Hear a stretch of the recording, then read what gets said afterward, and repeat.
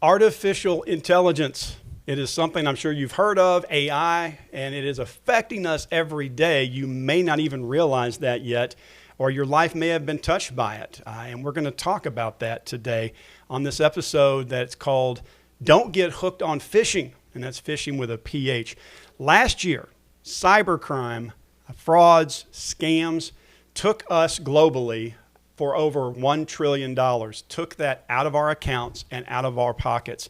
And that's expected to rise by an exponential number of maybe 10 times over the next 5 to 10 years as we see scams proliferate and explode even more because of AI. And we're going to talk about things that you need to know, because as we move further and further into this digital future, this is going to be a constant threat and a need for discussion and attention. And that's why I'm thrilled that you're here today with us. Welcome to the Current Temp, brought to us by Lexus of Memphis. Lexus is a fantastic partner here. Quality product, top-notch, quality people. And I'm joined by Bill Garner, who is not only my co-host today, but also a proud Lexus owner. Oh, you're right, Joey. My wife and I both drive a Lexus, and those cars are really fun to drive. We really enjoy it. And I suggest you test drive one because they're really great cars. Who's the better driver? I think my wife is. Really? I won't get in trouble that way. I was not expecting. That's because she's sitting here watching. Let me introduce you to Bill Garner, friends. Bill is a very seasoned and deep history investor here in the Mid-South. Let me just tell you a few things that he's done. He was manager of trust investments for Federal Express, so he worked with Fred Smith and ran that pension plan for many years. Ran the Shelby County retirement plan. All right, stay with me. The City of Memphis retirement plan, the MLG&W retirement plan. And then he went on to found and run Sector Capital Management, where we worked together for many years. And now he's working at FCG. And I have the privilege of working with Bill and learning under him and working together with him side by side. He's our senior portfolio manager with over 40 years of investment experience. Thank you for being here with us today. Thank you for having me, Joey. Now, one of the things that Bill and I talk about frequently and we think is super important to discuss with you, in fact, we talked to a client about it today. Every client that comes in, we mention it. Are all the new scams coming our way? Fraud is exploding. We have clients, we have friends, some family members that have been affected by this, and it's only getting more nefarious and more alarming because of the rise of artificial intelligence. So what we're seeing now, and what we're going to talk about and give you solutions for, things to look for and ways to attack it, are these deepfakes, cloned voices. These are just a few examples of how AI is being enlisted to create incredibly convincing videos, audio, and realistic emails. You know, one of the ones, Bill, that we've talked about is cloning someone's voice to sound like a grandchild. And this is a common problem where they'll call and say, hey, granddad, I need money, but it's not even really the kid. It's funny you brought that up because we had a client that got a phone call, and it was sounded like her nephew, who was a pastor, and he was out of town. And they said that he got arrested for DUI, and they needed $25,000 for bond. And the client sent the money, and the reason they sent the money was because she didn't want him her nephew to lose his job.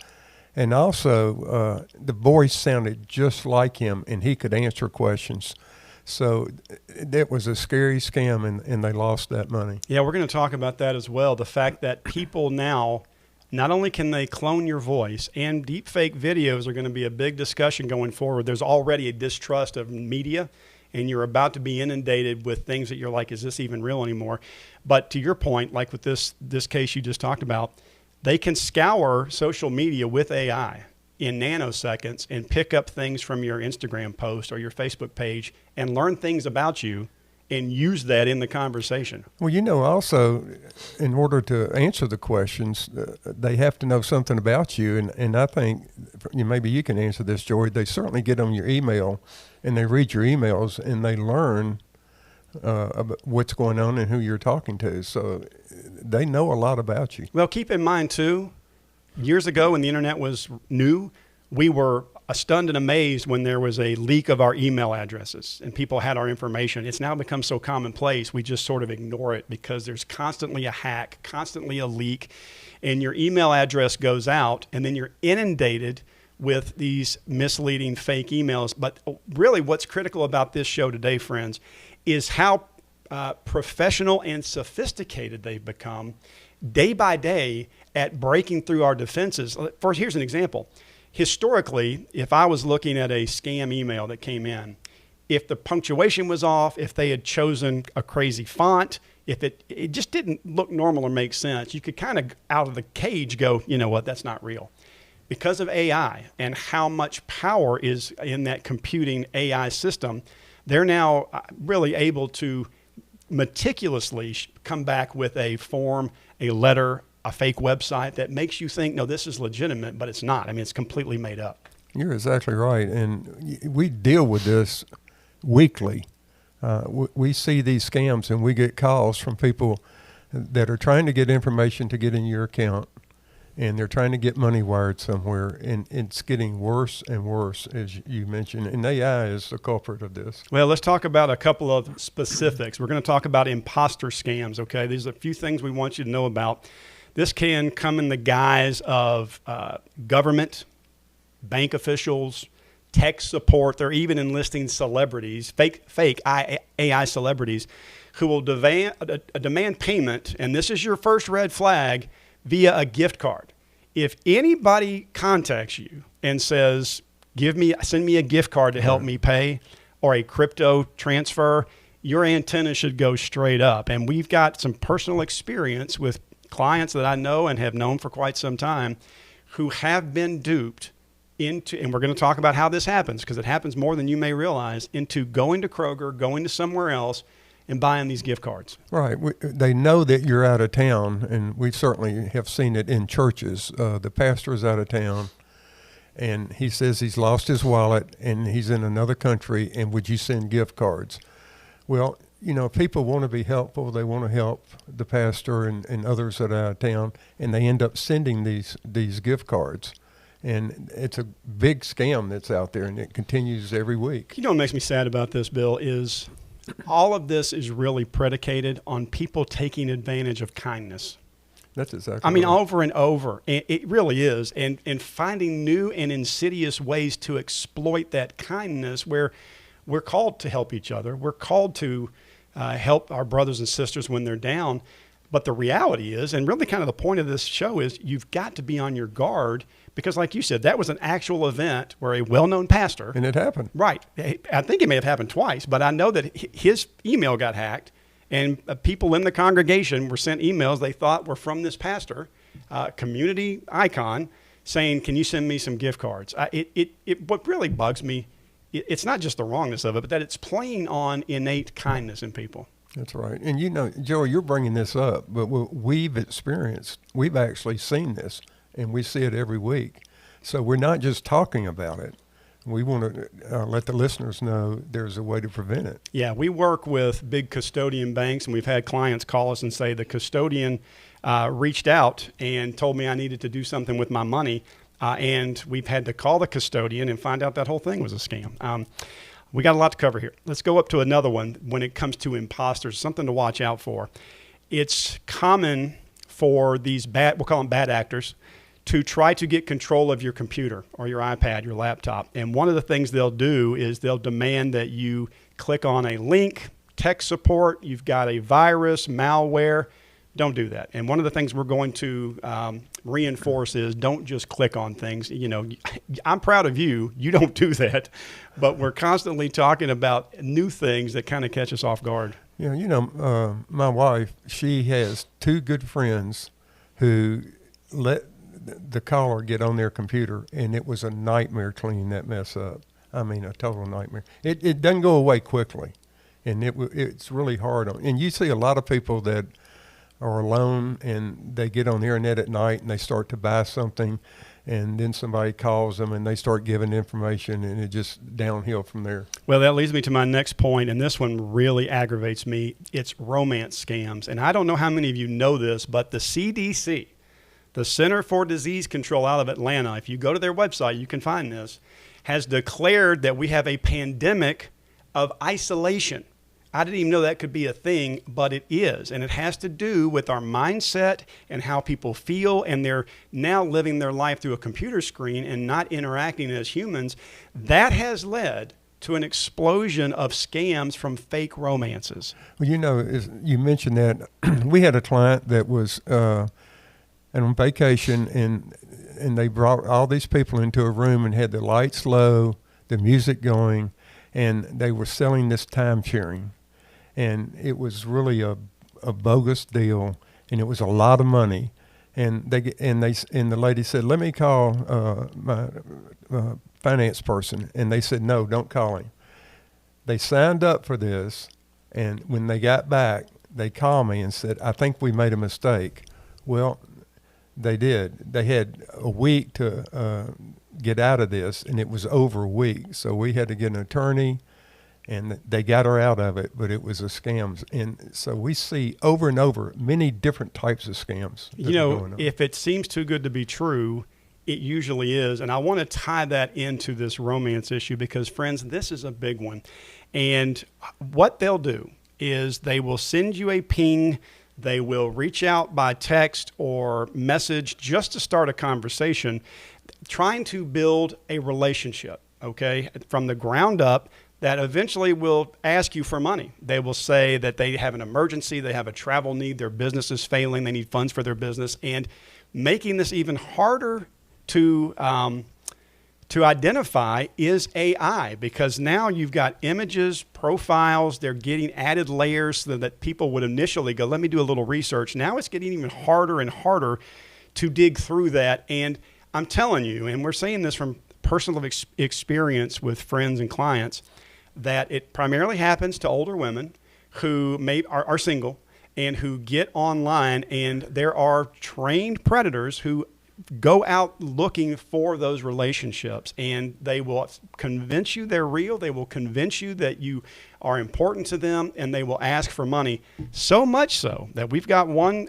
case that we dealt with where the son of the scammed woman had to go to Kroger and say, stop selling her gift cards. And they talked to her about it, and she continued to do it because she had bought into this relationship. Also heartbreaking, because we're talking about the fact that people are lonely. And as I said earlier, these fraudsters, these scammers, are looking for a way to exploit a weakness or a kindness. Well, let me tell you one on the investment side, since we're investment people. I had a lady call me one night, and she said, I bought an annuity. And I said, okay. And I said, why? And she said, well, it was a sales. I felt like I should buy it. Well, she was 90 years old. She bought a life insurance wrapper on that. It was an 8% fee on it. So just to make it easy, if you had $1 million and you put up 8%, you'd have $920,000. So as soon as she signed that paper, she lost $80,000. Yeah. And only 5% of annuities are ever annuitized. And there is more, I'm not going to get off on this too far, but there are more fees in annuities that people realize. And so there's scams in a lot of different ways, and we've seen a lot of them. Well, and again, it comes back to people trying to build relationships when they aren't good relationships and taking advantage of your kindness. All right, here's another one that I've seen explode lately. Fake job offers, employment scams. This is especially targeting people that work from home. I've been receiving messages through text and through Facebook lately, 5 a day, saying, we want to pay you some exorbitant sum to work from home. We want to give you money to work from home. We want to pay you to work from home. And they throw out these numbers. I delete and block immediately. But people who are thinking, well, maybe they do want me. Maybe I've got some skill set. What you're going to find is the next thing they want is your personal information. They want to dig. Right. And they want to get information. I even had a call myself. It was a guy, and he said, do you have dental insurance? And I said, no. And he said, well, I'm with like United Health. And I said, what's your phone number? And I said, is that a United Health phone number? He said, no. And I said, well, there's a lot of scams. I think you need to call somebody else. Listen, another thing they'll do is say they need some upfront money to train you. Or we're offering you this job, but we need you to buy your equipment first and you'll make that back. So be aware of all those. And as Bill just mentioned, a great thing to do, and we're going to talk about solutions in just a moment, is to say to them, I'll call you back, or let me call an official number. And don't ever do anything on the spot, on the moment. That's their appeal to urgency, and we're going to get to that in a second as well. Text scams, accidental messages. Let's go to QR codes first. I want to talk about this because this one you see at the gas station. When you're pumping gas, you'll see a QR code. You see them in elevators with a little thing asking you to scan it on your phone.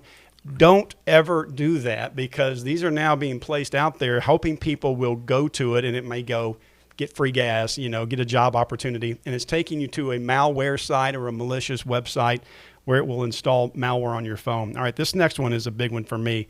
It's the text scams. As I just said, this is a way to start a conversation, and I see this on my own phone, and I've got every kind of protection you can think of, to say, it will look like one of these things. It will say, hey, where are you? No identifier. Or, see, I've got people nodding here.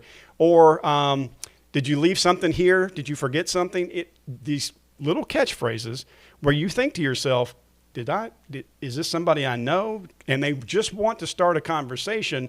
You got to say nope.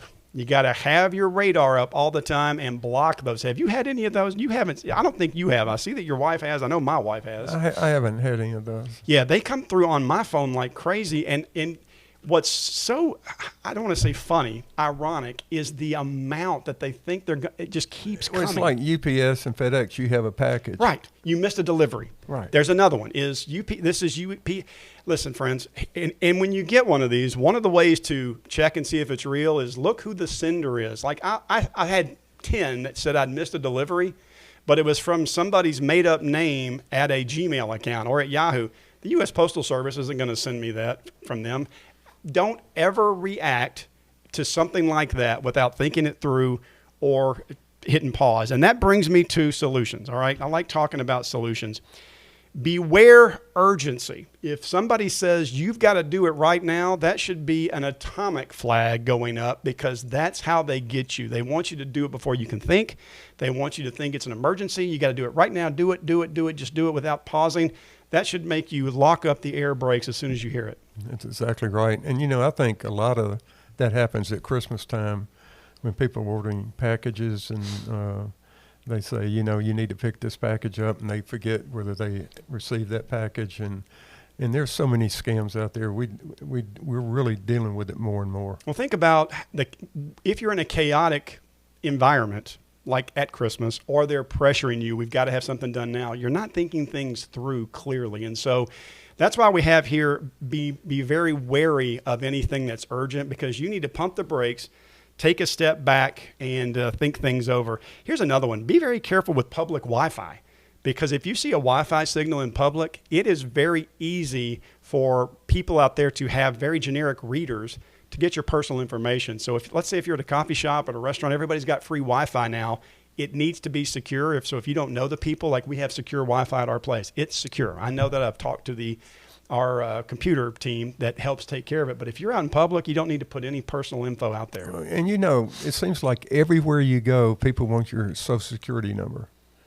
I mean, and that when you give it, like at a doctor's office, it's sitting in a drawer somewhere if you write it down. That's right. It's just scary that how much information you have out there that people have access to. Oh, I know. And that's why we're also going to put this out there.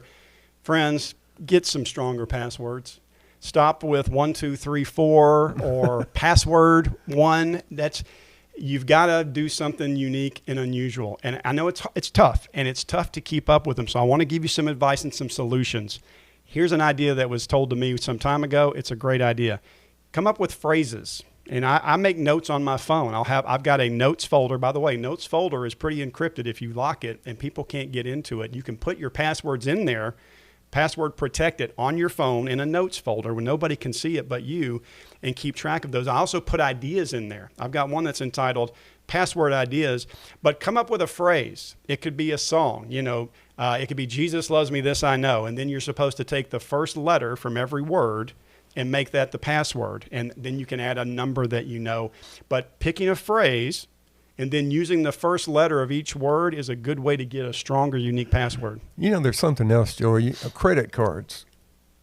A lot of credit cards, I know, my wife and I have one that when we charge something, that charge immediately comes up on your phone and we see it. That's right. And people, I would suggest that you really get a credit card that does that, because they may do it once, they may charge something, but it won't happen twice. And let me tell you how to do that. We just had this conversation. Almost every credit card now will have an app. And if you download that app and just toggle through some of the very basic settings, it will give you the opportunity very quickly to be alerted or texted, get a text, if you get a charge. And you can usually set the amount. Like on mine, if a charge over $10 or $50, I can set the amount. I immediately get notified, and so I know when it's being used. And that's actually, I caught that the other day. Somebody had stolen my credit card and was using it in New Orleans. We were sitting there watching a show, and I got a text that said I just bought a daiquiri on Bourbon Street, and I was like, "No, I know." I said, "Good grief!" Had to call immediately and cancel that card. That just happened. So it worked, didn't it? It's a great point. It's a great point. And what about subscribe and unsubscribe on? Yeah, this is one that's gained a lot of attention lately. I know that like Gmail, Google's Gmail has a built-in unsubscribe button. Okay, if it's part of your safe browser, you're okay. If it's part of the browser itself, that's been vetted by Gmail or Safari or Yahoo or whoever, Firefox. If you see an unsubscribe button inside an email, it's usually oversized, and now it's getting slicker because of AI. Don't click it, because what we're finding now is as we are getting newer and more sophisticated bad actors and ways they're attacking, they're now making that unsubscribe button look so realistic. As soon as you click it, it takes you to a malware site and downloads stuff onto your computer. Here's another great idea. Come up with a secret word that only your family knows.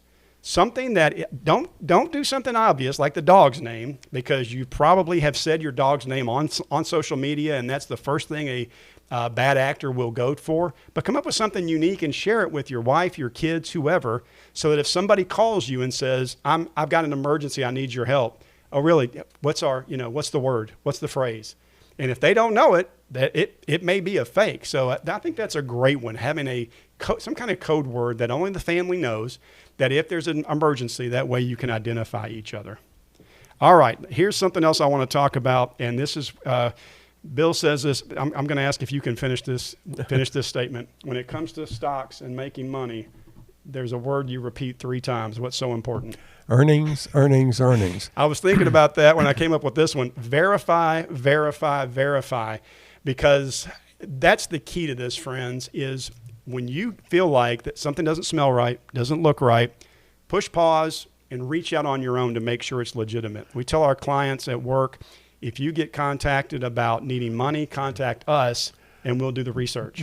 If our clients get any text or emails, we ask them to call us and let us deal with it. But I want to go back. When I was the man that trained me when I was picking stocks that I learned a lot from, it's kind of funny. He taught me one thing I'll never forget. He said, when you rock your baby, buy low, sell high. So that's how you remembered it. So it's earnings, earnings, earnings, but also you need to, when you do buy a security, you need to buy it at the right price. I like that as well. All right, now listen, what can you do if you fall victim? Okay, and this is a big one because we have lots of contacts who have fallen victim, and one of the things we have learned is that people are embarrassed to come forward. They are. They find this happen to them and they don't want to talk about it, but friends, you've got to report it. You've got to talk to family members about it. You've got to let people into that circle, because being quiet about it because you're embarrassed is a terrible idea. And we've seen that happen. I'm saying this because we have seen it happen. I want to give you some sites here. You might want to write these down, or at least remember them. Take a screenshot or hit pause on this if you're listening to it so you can get this down. You can contact the FBI, the Internet Complaint Center with the FBI. It's very easy website. Think about it this way. It's ic3.gov, like IC1, IC2. The website is ic3.gov, www.ic3.gov. Here's another one. The FTC, the Federal Trade Commission, you can report fraud to them as well. And that one's pretty easy. It's reportfraud.ftc.gov, okay? You can also contact your local police department, and I would encourage that as well, because if you don't report it, if you don't talk about it, it can continue. I say that because we have smart people with life experience who have had this occur, and have been so embarrassed they won't talk about it, or have continued to fall for these scams and been wiped out. That's exactly right. And the thing that I think is most important is this is going to continue. And like you said, starting out, it's just going to get worse. And we've seen people lose money. But one thing we do when we write newsletters, and Joey writes them, I'm incapable of doing that. But That's not true. But he puts, in the end, he puts the latest scams and tells people how to deal with it. And this is a hot topic, and I guess you brought this up because it's hot outside. Yeah, that's exactly right. It's a hot topic. It's hot outside, and it's not going to get any better. It's a little depressing when you think of the enormity of it, but the way to combat that is through dialogue, awareness, giving you ways to fight back, and just reminding you and reminding ourselves and our loved ones over and over again that we've got to be safe and safeguard ourselves, because when you have something taken from you in this kind of situation, it is a horrible feeling. It's a horrible feeling. But I think podcasts like this, I think it's so important for people to listen and learn, because there's going to be some people out there that are watching this podcast, and turn your volume up because it's happened to you.